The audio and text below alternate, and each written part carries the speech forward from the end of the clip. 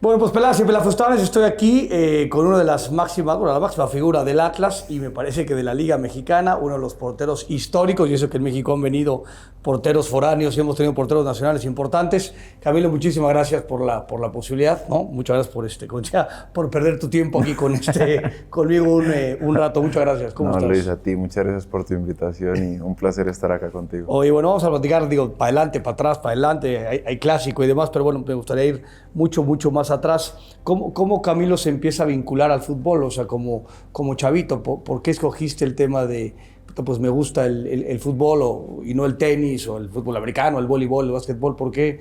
¿Cómo se da tu vínculo con el fútbol? Luis, yo creo que como la mayoría de los futbolistas de la actualidad, creo que en el barrio era el único deporte que uno podía practicar en ese momento, que tenía uno la posibilidad, porque al final era gratis. Exacto, sí.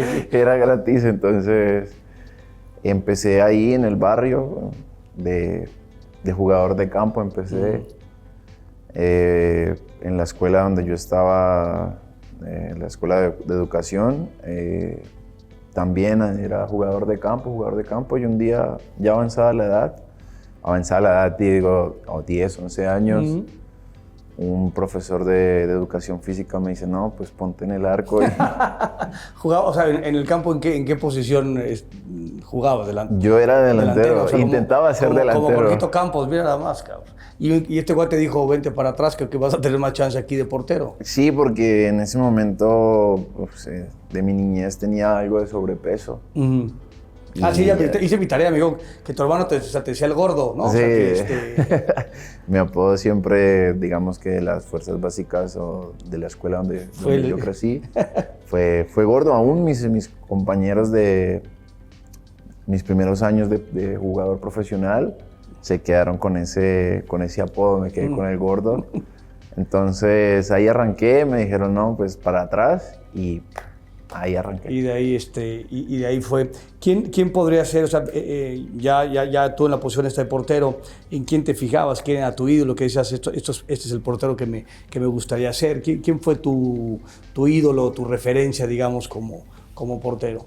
En Colombia teníamos en ese momento muy buenos y grandes porteros a nivel mundial, pero me llamaba mucho la atención José Luis Chilaver. Okay.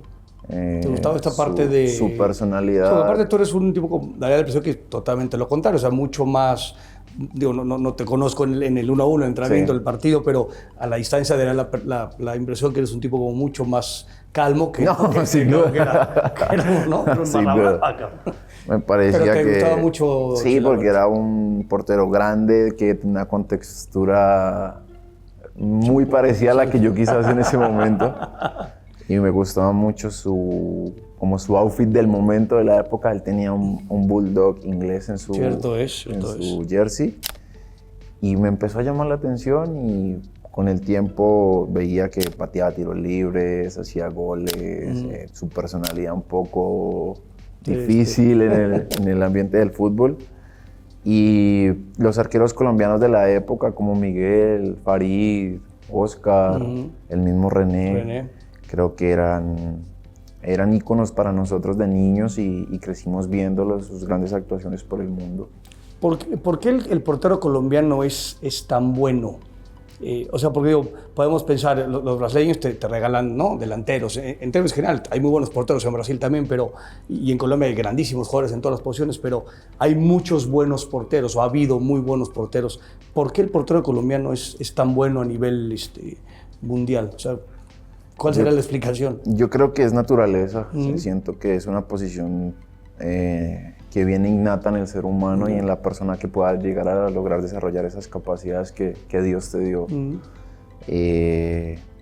Creo que si no somos porteros muy altos como en el mercado europeo o lo que se busca hoy en día en la actualidad, somos muy rápidos de piernas y por ahí eso te facilita un poco más estando bajo esta posición de los tres palos, ¿no? Tienes que tener mucha agilidad, mucha fuerza y te hace llegar un poco más rápido y sobresales en toda esta gama de porteros que tenemos por Sudamérica y por el mundo.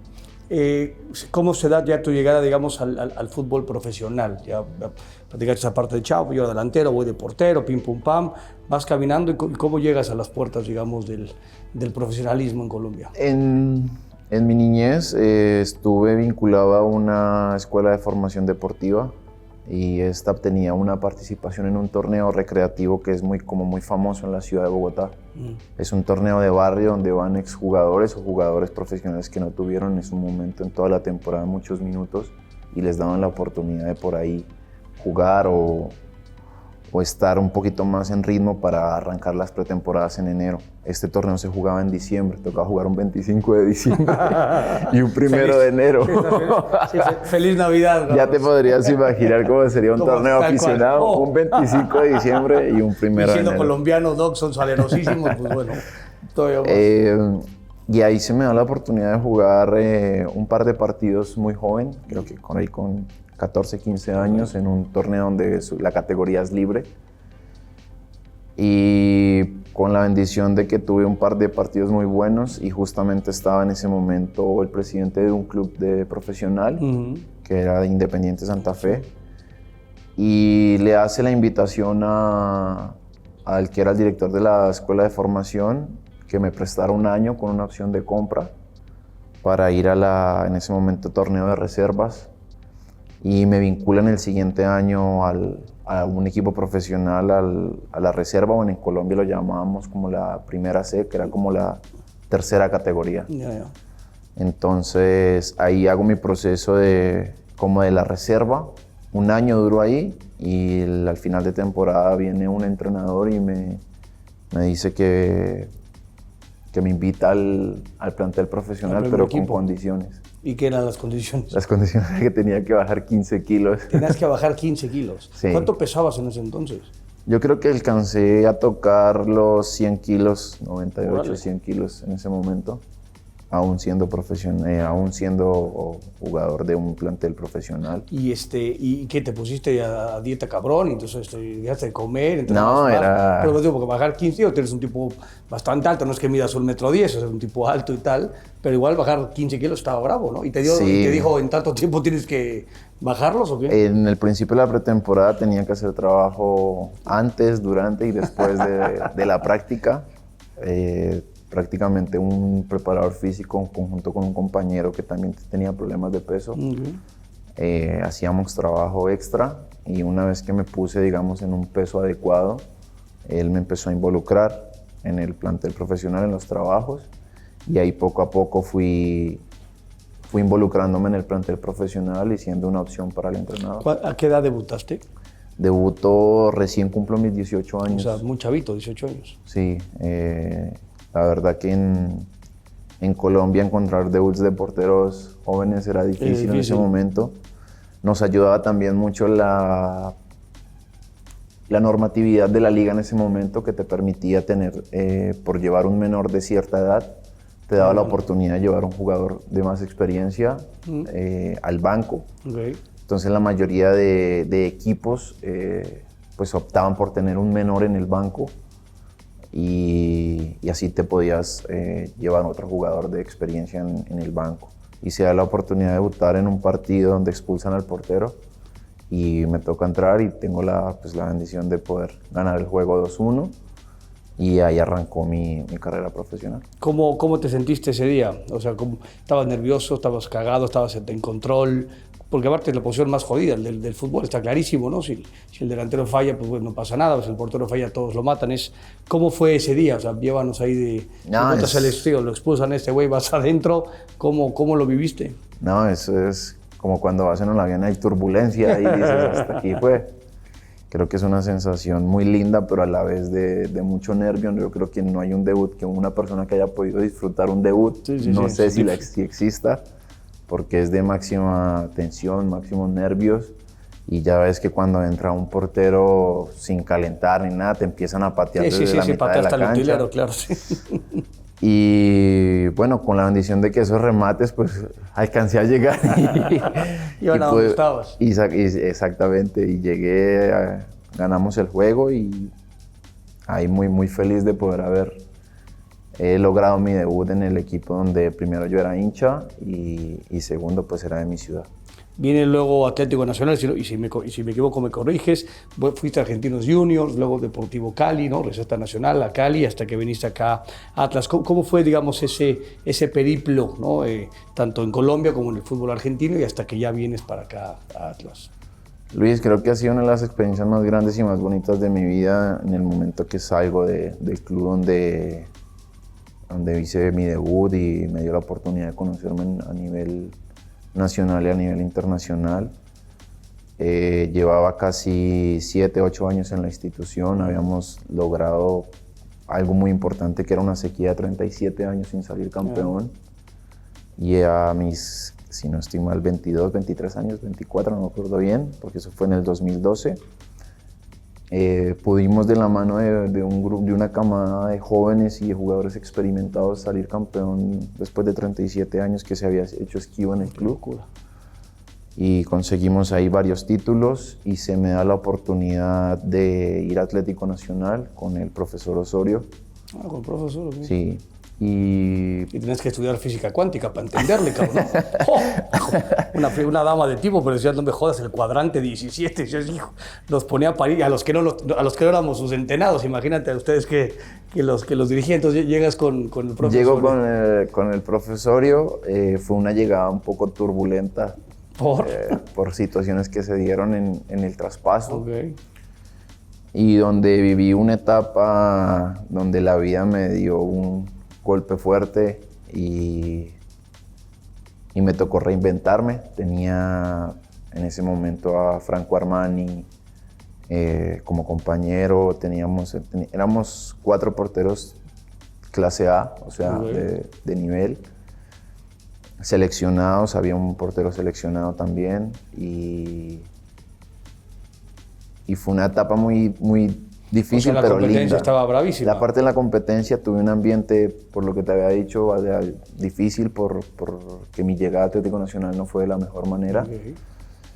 Y personalmente y familiarmente fue muy difícil porque empezamos a vivir las cosas difíciles del fútbol. Quizás no tenías la misma continuidad, no tenías la misma exposición, quizás no tenías la misma facilidad con la que venías trabajando en tu antiguo club y empiezas a dudar de ti, a dudar de muchas cosas. Y ahí es cuando, por lo menos mi vida familiar empezó a dar un giro totalmente drástico y empezamos a hacer una familia mucho más fuerte, mi núcleo familiar. ¿Ya estabas casado en ese entonces? Sí, yo justamente este año cumplimos casi 15 años con la pareja, con mi esposa, de donde tenemos 2 bendiciones fruto de esta relación. Y justamente ahí en Medellín me nació mi hija. Entonces, cuando se da la oportunidad de buscar otros rumbos por esta misma situación de no tener la misma continuidad y la misma exposición, ya estando en selección, en ese momento ya había ido a mi primer mundial de la categoría mayor. Uno de los objetivos que me había planteado en ese momento era poder estar en la selección y poder seguir siendo partícipe de ese proceso exitoso. Y sabía que de pronto no iba a tener la misma continuidad y la misma exposición. En ese momento Juan Carlos sale de Atlético Nacional a mitad de temporada y en la siguiente temporada viene Reinaldo Rueda. Salimos campeones con Atlético Nacional, pero no sentía en ese momento, por el nivel de competitividad, la metodología de este tema de las rotaciones y más para un portero. Y me sale la oportunidad de ir a Argentina en un proyecto difícil porque el club no venía en sus mejores momentos. Termino jugando poco, tuve una pequeña lesión de tobillo donde me margina un par de fechas, después voy a la selección, entonces ya me perdí, en ese momento me había perdido casi 6 fechas entre selección y la recuperación. Y era un torneo corto. En ese momento se hicieron unas modificaciones en el torneo. Al final termino jugando la mitad nomás de los, eran 14 partidos, terminé jugando 7. Y Era un club que venía de una situación económica difícil, no tenía las mejores situaciones para estar.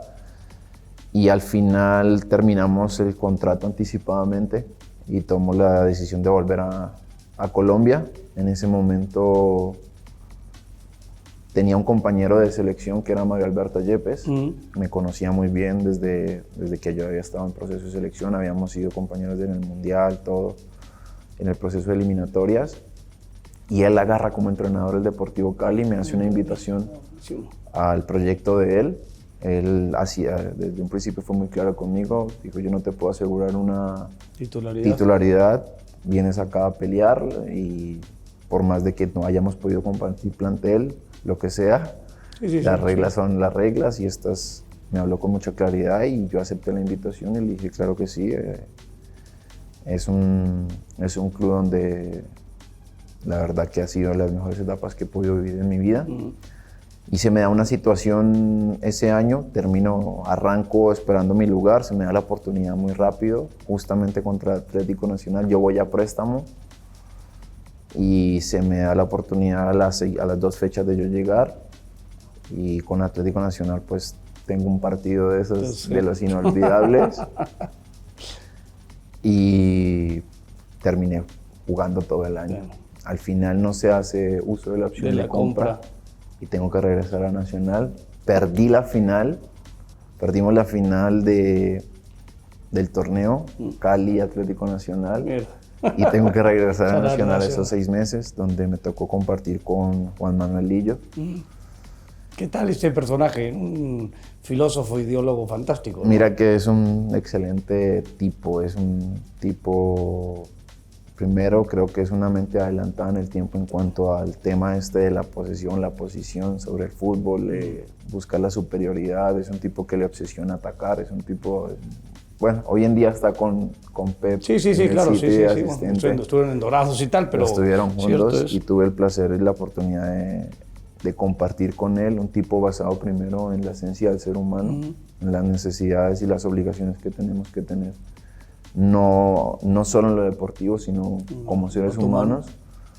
Y la verdad que me sedujo mucho el poder compartir y aprenderle. Ya en cuanto a la táctica, bueno, el tipo tiene miles de conceptos que te quedas, donde sus proyectos quizás no sido tan exitosos en cuanto a títulos y demás, pero que te puedo asegurar que cualquier jugador que ha tenido la posibilidad de estar con él está agradecidísimo a muerte. Está muy, muy agradecido. Y no terminó tampoco jugando con él y vuelve otra vez a aparecer el Deportivo Cali. Igual con la misma alternativa de ir a préstamo con una opción de compra. Y yo tenía en ese momento que tomar una decisión porque venía mi segundo mundial, venía el Mundial de Rusia y yo venía también siendo parte del proceso. En ese momento agarra un entrenador uruguayo que se llama Gerardo Peluso y me da la confianza de arrancar un proyecto con él y bueno, dije de la mano. Terminó haciendo una excelente temporada ese año. Y al final de año, cuando Cali decide hacer la opción de compra, aparece un equipo mexicano interesado en comprar, en acercarme a la Liga Mexicana. El club me dice que no. O sea, que te quedaras allá. Sí. Me hace quedar. ¿Tú conocías algo del fútbol mexicano? O sea... Sí, sin duda, por todos los compañeros que han estado acá. Claro. En ese momento, la verdad que había muchísimo colombiano haciendo las cosas muy bien.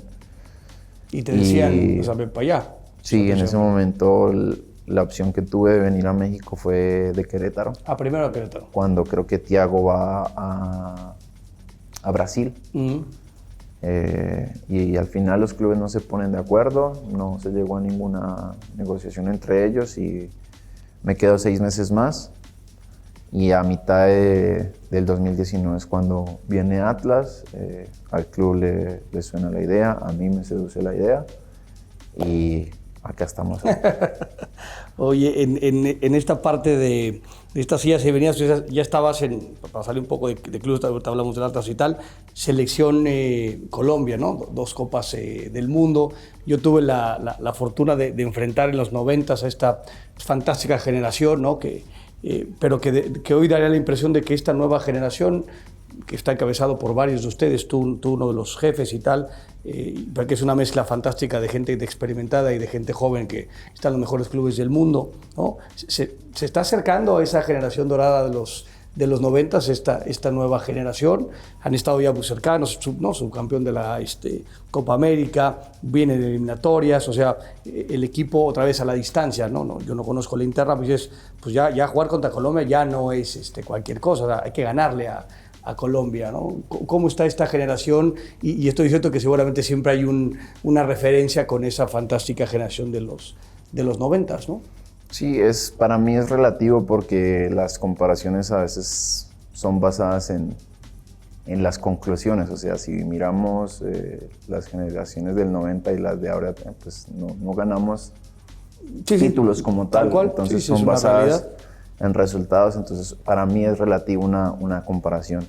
Sería muy egoísta también de la parte mía poder emitir algún juicio de los 90 cuando yo tenía un año, ¿sí me entiendes? Tú estabas en pañales, cabrón. Pero sin duda con lo que queda registrado en los videos, fue una generación que marcó un hito para Colombia. Creo que ahí se parte la historia de nuestro fútbol colombiano ante el mundo en dos.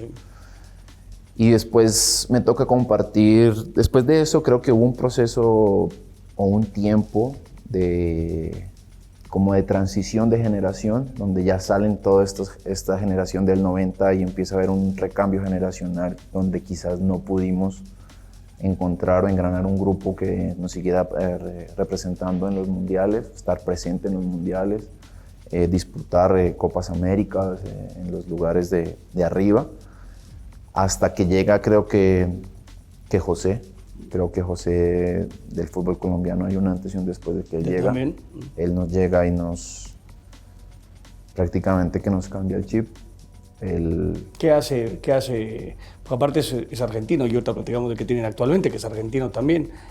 ¿Qué hace? O sea, ¿qué hizo para cambiarles el chip? Creo que José nos convenció de que teníamos las capacidades, el talento y la disciplina para competir al alto nivel. Nos hizo creer en nosotros, nos potenció, nos hizo mejores personas, nos hizo mejores compañeros, nos hizo mejores jugadores, nos exigía el poder estar y seguir compitiendo en los más altos niveles en los equipos donde estuvieras. La toma de decisión en cambio a un club era muy marcada también, yo te puedo asegurar, no te puedo tener la certeza que así fue, pero te puedo asegurar que seguramente para tomar una decisión de cambio de club, uno como jugador pensaba en que si esto me convenía para seguir en este proceso porque se veía, teníamos un estilo de juego muy marcado, dejamos ese temor de competirle a los grandes con esa famosa 4-4-2 y todos metidos, o el 4 y el 5 ahí metidos. Con Maturana jugaban en 10 metros cuadrados, o sea, puta madre, no había para dónde moverse, pero que cierto. Son formas, son ideologías, estilos. Exactamente. Y por ahí nos convencimos de que podíamos competir contra el que fuéramos. Los partidos amistosos que jugábamos contra selecciones top del mundo. Sí. Hacíamos gira por Europa, compitiendo con Holanda, Bélgica, casi al tú por tú, ¿no? Ahí en Sudamérica pues compites muy al tú a tú con Brasil, Argentina, Uruguay, y nos codeábamos con selecciones top.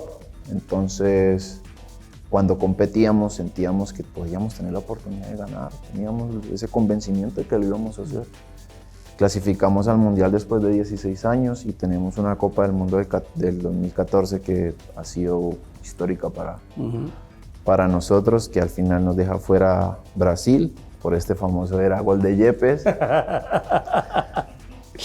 Y empieza un recambio generacional también, donde José vuelve a encontrar con su esencia, su exigencia y sus demás virtudes, empieza a encontrar otro grupo que sigue con esa ambición y que creo que fue plasmada a pasar del tiempo. Creo que, si no estoy mal, mi primera convocatoria fue si no fue en el 2011, fue en el 2012 creo. Y a día de hoy te puedo asegurar que esa esencia permea todavía en la actualidad, y más que el entrenador que tenemos hoy fue del proceso de él de los 2 mundiales. Entonces, ha sido un camino lindo el poder estar en estos procesos de selecciones, y el poder hoy en día competir y no mirar con respeto, ¿no? Pero sí mirar de tú a tú al rival que tengas al lado, y saber que tienes armas y argumentos para poder disputar. Que ganes o pierdas, eso lo dice el fútbol, pero seguramente ese caparazón que teníamos en Sudamérica de decir, puchas, que Brasil, Argentina, Uruguay, o si compites con los europeos, contra Alemania, España, con que te ibas a comer 5 o 6, no existe hoy en día. Hoy en día sabemos que es fútbol y que puedes ganar y perder, pero hay maneras de ganar y perder. Que aparte juegan lindísimo, ¿no? La Copa América, la verdad que fueron los campeones sin corona, porque el que mejor jugó la pelota lejos fueron ustedes. Ya me están apretando para acabar. Podemos estar aquí hablando 3 horas. Necesitamos hablar del Atlas. Decía yo al inicio, yo soy mucho más grande que tú, y podemos hablar de los Miguel Marín y los Cristante y los de Héctor Miguel Celada, pero bueno, tú ya estás en esta conversación en nuestro país. Tú has sido de los tipos foráneos más importantes que ha venido a nuestro país, ¿no? Bicampeón con el Atlas. ¿Qué ha significado? ¿Qué es el Atlas para Camilo? ¿Qué ha significado toda esta odisea? Decíamos 6 años que llevas acá con un bicampeonato después de 70.000 años, los días que fue en Santa Fe después de 37, aquí después como de 10.000. ¿Qué es Atlas para ti? Es mi casa. Yo la determino como mi casa. Es el lugar en el mundo que me encontré. Es en el lugar en el mundo donde fui feliz, soy feliz, y mi familia es feliz. Y que gracias a Dios la gente es feliz conmigo, ¿no? Porque si de vuelta, es malo que solo fueras tú feliz. Es que los demás todos muy encabronados. Qué bueno que es ida y vuelta, el sentimiento es ida y vuelta, cabrón. Entonces, es mi casa, es el lugar, es un refugio para mí, es la oportunidad de crecer. La verdad que cuando, por ejemplo, en este caso tú te expresas, para mí es un motivo de orgullo y de mucha responsabilidad el poder estar en este lugar de privilegio en la historia de un club. Y algo que yo lo he tomado de manera muy personal es, como dicen acá en México, es que no me caiga el 20. La verdad creo que no soy consciente todavía. Yo no soy consciente. De poder entender lo que significó quizás para el club, claro. Bueno, para la gente, más que el club. Entonces, como que eso me motiva a seguir dando lo mejor de mí para crecer, para seguir intentando poner al club donde merece estar, seguir apoyando a mis compañeros y a la institución a crecer. Oye, hice mi chamba y ya estás recibido de periodista, ¿no? Te graduaste de periodismo ahí si no mal me equivoco, en el Politécnico, ¿no? Allá en Colombia como tal. ¿Cómo fue esa situación? ¿Siempre te ha llamado la atención el tema? Digo, qué maravilla que haya un tipo tan exitoso y tan fregón en la cancha y que te manda un mensaje de que hay que estudiar, hay que pegarle a los libros y que las dos cosas se pueden llevar con las dificultades, por supuesto, que es ser un atleta de altísimo rendimiento, pero que también se puede estudiar y se debe estudiar. ¿Pero siempre te gustó el tema del periodismo y tal, o cómo? Creo que cuando empecé a entender esta dinámica del fútbol, muchas veces veías programas de televisión y... Oh, te quieres matar aquí, o sea, qué bueno que vengas a mejorar, porque hay cada cosa. No, veías programas de televisión y quizás veía que había muchos, que empezaba hito o este boom de los exjugadores. Este boom, tienes toda razón, sí. Digo, no sé en Colombia cómo está el asunto, pero aquí sí hubo un momento donde que tiene que ver con plataformas, redes sociales, programas en internet, o sea, que es cierto, hubo un boom importante. Hubo un boom importante, creo que a nivel mundial, y en Colombia pues obviamente lo fue. Y muchas veces como jugador a veces nosotros emitimos juicios hacia los periodistas de decir, oye, es que tú no estuviste nunca en un vestuario o nunca tuviste la oportunidad de jugar a la pelota, quizás no puedes tener la misma sensación, y emites un juicio en ese momento de algo que quizás lo sientes desde afuera pero no lo vives. Conoces, sí. Y el periodista emite el juicio de que es que tú nunca quizás fuiste a la escuela, no estudiaste o no tuviste la preparación que nosotros tuvimos que tener. Y en ese momento para mí, o yo lo veía como un buen complemento, ¿no? Creo que que me podía llenar a futuro en cuanto a que primero aprovechar el tiempo que tenía libre, segundo poder tener argumentos y armas para el día que el fútbol o tú tomes la decisión de dejar el fútbol, tengas la oportunidad de seguir evolucionando como ser humano en cualquier ámbito que sea. Y tomé la decisión de arrancar a estudiar en una universidad donde me brindaban la oportunidad de hacerlo virtual, de manera virtual. Y poco a poco pues le fui, ¿cómo te puedo decir? Como trabajando en eso, en ser constante, en tratar de que lo que me propuse lograrlo. Y ya había terminado hace un par de años, pero me faltaba un requisito estatal de presentar un examen que me valide la carrera.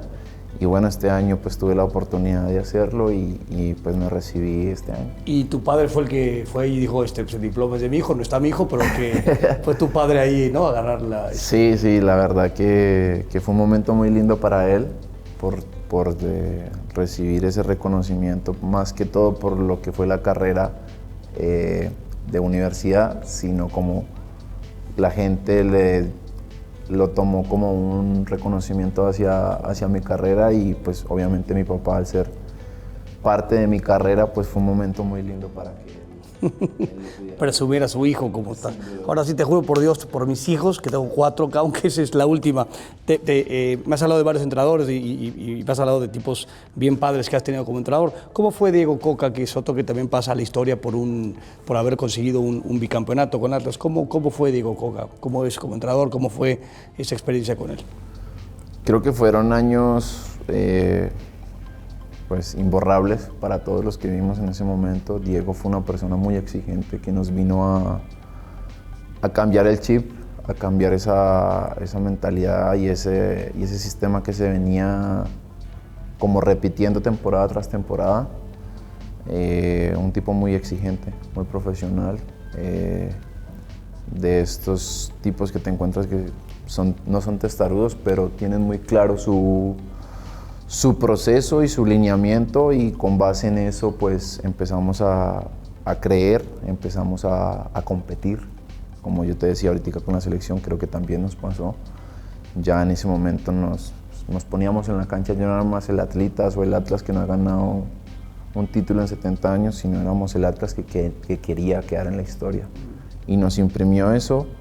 Creo que fue uno de los baluartes el poder, en conjunto con la directiva, fue un engranaje perfecto en ese momento, el poder encontrar el apoyo, cuerpo técnico, directiva, jugadores, afición. Fue algo que la cohesión se dio y que pudimos pues quedar en la historia del club con Diego. Camilo, te agradezco muchísimo, podemos yo quedarme aquí 5 horas más platicando de fútbol contigo. Un placer, te digo, mi total admiración y reconocimiento, porque está clarísimo que no solo en la historia del Atlas fue una cuestión natural, sino estás en la historia del fútbol mexicano como uno de los, no solo porteros, sino foreanos más importantes que ha venido a nuestro país, y ojalá vinieran muchos Camilos Vargas a nuestro fútbol, porque nos harían muchísimo bien. Te agradezco muchísimo, un placer.